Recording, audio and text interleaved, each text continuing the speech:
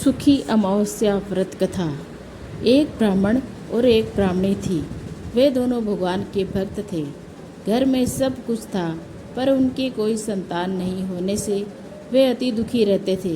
एक दिन अपनी स्त्री से वन में तपस्या करने जाने के लिए कहा और भगवान पर भरोसा करके वन में चला गया। जंगल में जाकर तप करने लगा। बहुत वर्ष बीत गए। उसका वैराग्य हुआ कि वह अपना जीवन समाप्त कर दूंगा। इस प्रकार सोचकर वह पेड़ की डाली पर फांसी का फंदा लगाकर मरने को तैयार हो गया।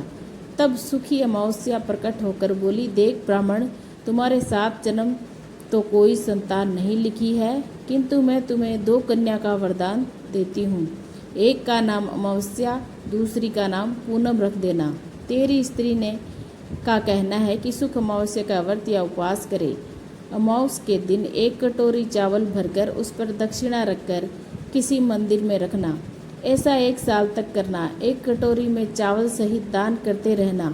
ब्राह्मण घर आया और अपनी पत्नी को बताया और अमावस्या के दिन ब्राह्मणी ने व्रत रखा। कुछ दिन के बाद उसकी 2 कन्या हुई। तब उसने एक का नाम अमावस्या व दूसरी का नाम पूनम रखा। धीरे धीरे बड़ी होने पर उनका विवाह किया। बड़ी बहन अमावस्या धार्मिक थी, जबकि छोटी भगवान का बिल्कुल भी नहीं मानती थी।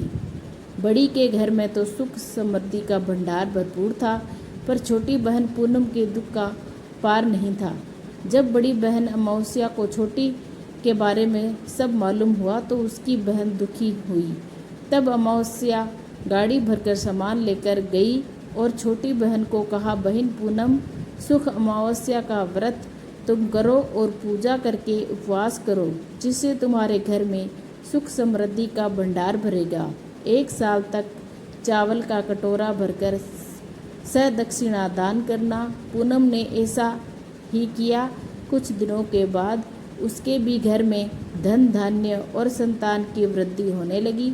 इस प्रकार जो सुख अमावस्या का व्रत आदि विधि पूर्वक करेगा, उसके घर में सुख समृद्धि का भंडार माँ सुख या अमावस्या पूर्ण करेगी। बोलो शंकर भगवान की जय।